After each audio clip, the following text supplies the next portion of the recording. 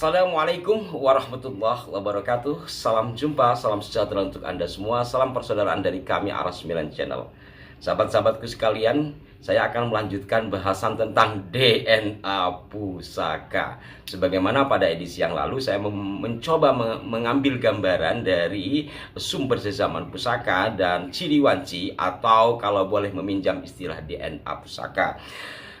Karena saya kasih contoh langsung saja seperti ini. Bismillahirrahmanirrahim.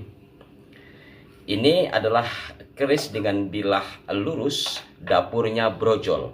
Yang disebut brojol itu bilah lurus, kemudian di sini ada cekungan atau yang disebut belumbangan atau piejetan.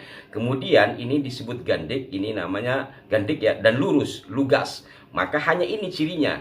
Jadi bilah lurus, ada cekungan, bagian depan bawah lurus, itu namanya brojol. Maka hal yang sama dengan brojol, haplogrupnya sama, haplogrup brojol, bin brojol, kurang lebih seperti itu. Saya coba perlihatkan lagi pusaka ini juga brojol ya. Karena apa? Ciri wancinya lurus, bilah lurus, maksudnya tidak ada lekuk. Kemudian bagian depan bawah lurus, di sini ada cekungan. Walaupun ini kecil, tapi tetap namanya brojol. Haplogrupnya brojol, bin brojol ya. Jadi sama. Walaupun yang ini kecil, yang ini besar. Yang ini ada sepatu bagian bawah atau yang disebut gonjo, tatakan bawah ini. Yang ini enggak. Ini tidak ada. Tidak ada sepatu pasangan ya. Tidak ada pasangan sepatu di bawahnya. Ini tidak ada pada bagian bawah yang misah. Nyambung. Walaupun ada perbedaan seperti ini, karena secara ciri wanci atau SNP-nya sama, tetap ini namanya brojol. Walaupun nanti ini disebut brojol dengan gonjo, yang ini gonjo iras, artinya gonjo yang nyambung. Ini salah satu contoh ya untuk mempermudah bahasan. Dan di sisi lain saudara-saudaraku sekalian, terkait dengan pusaka ini juga ada kesamaan dengan image manusia. Ada kelompok orang yang diimage-kan mulia secara zati, secara dirinya sendiri, karena dia memiliki darah bersambung kepada Nabi. Sehingga secara image, yang menggunakan image itu tentu nanti menggunakan dalil-dalil lah, wallahu a'lam sahih atau tidak, tetapi sangat mempengaruhi. Dan sampai sekarang ini masih banyak yang mempercayai. Padahal Al-Quran sendiri menyebutkan inna akramakum indallahi atqakum, bahwa kemuliaan di sisi Allah itu tergantung ketakwaannya. Tetapi ada image dalam tanda petik barangkali yang disampaikan secara masif, sehingga secara umum masyarakat meyakini bahwa kelompok orang ini adalah orang mulia. Itu image dalam tanda petik barangkali, saya ulangi ya. Begitu juga dengan pusaka.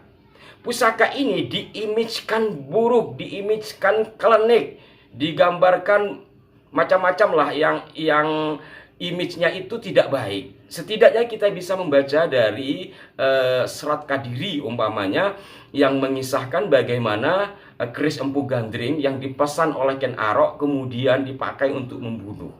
Ini menurut analisa sejumlah sejarawan termasuk Ki Haji Agus Nyoto, itu adalah cara-cara membuat image terhadap anak turunan ke bawah, mulai dari pusakanya sendiri yang dikatakan sebagai senjata tikam dan berbau magis. Begitu juga dengan yang disebutkan Arok sebagai leluhur raja-raja Jawa, diimage-kan sebagai pelaku tindak kriminal dan segala macamnya. Demikian pula pusaka. Nah, kalau tadi kita masih bicara dari sisi secara umum, haplogrupnya ini adalah bin brojol, maka ada sisi lain juga yang baik untuk kita cermati. Sebagaimana yang saya sering sampaikan, bahwa pusaka itu adalah doa dekoratif. Doa dalam bentuk dekorasi, kemudian juga sastra dalam bentuk bilah, sehingga ada cerita yang disampaikan dan hanya bisa dibaca oleh orang-orang tertentu.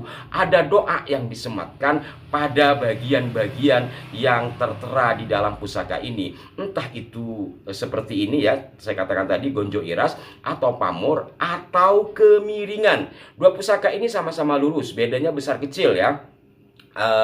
Binnya sama, bin brojol, tetapi kemiringan pusaka yang umum disebut condong leleh ini berbeda. Lalu seperti apa uraian tentang condong leleh yang memiliki makna doa di dalamnya. Kita simak ulasan berikut ini dari sahabat saya, Ki Satrio. Saya di sini mau menjelaskan tentang condong leleh. Itu yang membedakan antara keris dengan tombak. Kalau tombak itu tidak memiliki condong leleh, kalau keris itu memiliki condong leleh. Condong leleh adalah kemiringan dari sebuah pusaka. Ada beberapa macam condong leleh, ada 4 condong leleh: Suryo, Kartiko, Condro, dan Bawono.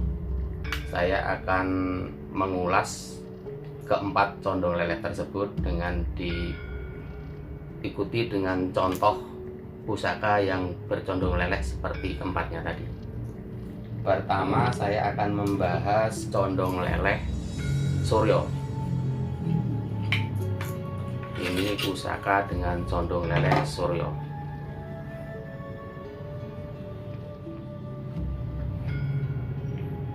Ini condong leleh Suryo. Jadi untuk kita melihat seperti apa sih condong leleh Suryo, jadi ada patokannya. Jadi dari as tengah pusaka itu, dari besi ditarik garis lurus membentuk sudut 90 derajat. Dari as itu lari ke samping 3 cm, itu condong leleh Suryo. Filosofi condong leleh Suryo adalah kewibawaan dan kekuasaan. Saya mau kasih lihat contoh seperti ini. Ini besi ditaruh di tengah, terus gonjor dilurusin dengan garis lurus kurang lebih seperti ini. Kelihatan ya? Nah, ini condong leleh Suryo dengan filosofinya tadi, kekuasaan dan kewibawaan. Ini condong leleh Suryo. Bisa terlihat hampir tegak lurus pusakanya. Terus yang kedua, condong leleh kategori Condro.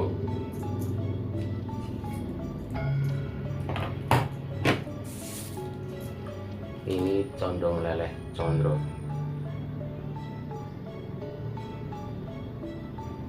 Jadi dari as tengah tadi yang membentuk sudut 90 derajat lari ke samping sekitar 4 cm.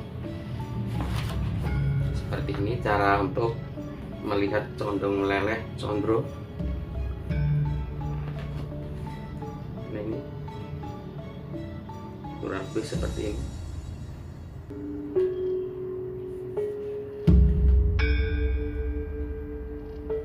Kelihatan nggak? Jelas-jelas. Ya, ini condong leleh Condro. Condong leleh Condro sendiri filosofinya adalah kemuliaan.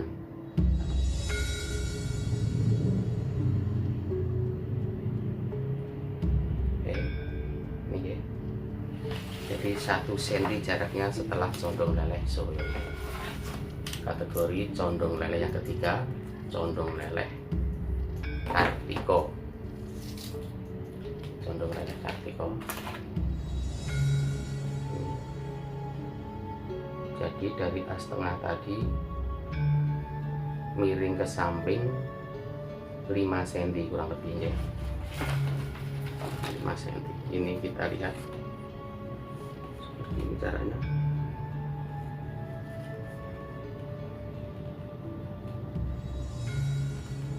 Nah, ini Kartiko. Untuk filosofi condong leleh Kartiko, harapan dan cita-cita. Ini pusakanya condong leleh Condro. Akhir ini condong leleh Bawono. Ini pusakanya condong leleh Bawono. Jadi kemiringan pusaka yang paling miring itu kategori condong leleh Bawono. Untuk filosofi condong leleh Bawono, kesejahteraan dan pengayoman, tentraman. Cara mengukurnya. Ini jadi as tengah itu, dari as tengah miring 6 cm. Ini 3 tambah 1 tambah 1 tambah 1 tambah 1. Ini condong leleh bawono. Filosofinya seperti tadi, pengayoman dan kesejahteraan atau penentraman. Oke, itu 4 condong leleh. Dan empu waktu mau membuat pesanan itu berdasarkan 3 hal, yaitu condong leleh, pamor, dan dapur. Dan 3 hal itu tadi tidak bisa terlepaskan, karena berdasarkan 3 hal itu yang akan menunjang terwujudnya harapan sang pemesan. Seperti halnya ini dapur brojol, condong lelehnya bawono, pamornya ngurit semongko. Nah, ini jadi sang pemesan itu berharap dengan pamor ngurit semongko itu untuk pergaulan, terus condong lelehnya bawono itu untuk pengayoman, ketentraman, dan brojol sendiri untuk bisa terlepas atau terurai dari masalah yang sedang.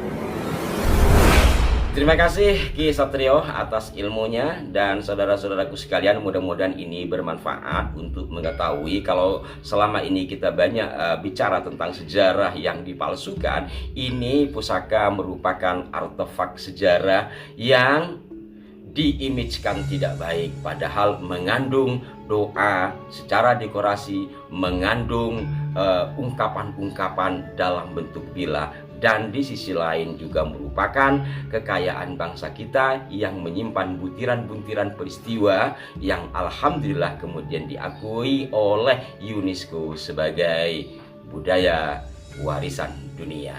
Semoga bermanfaat, dan mari kita mencintai negeri ini dengan segala peninggalan leluhur kita yang bernilai luhur, yang juga merupakan karunia dari Allah Subhanahu wa Ta'ala. Mohon maaf jika ada kekeliruan. Wassalamualaikum warahmatullahi wabarakatuh.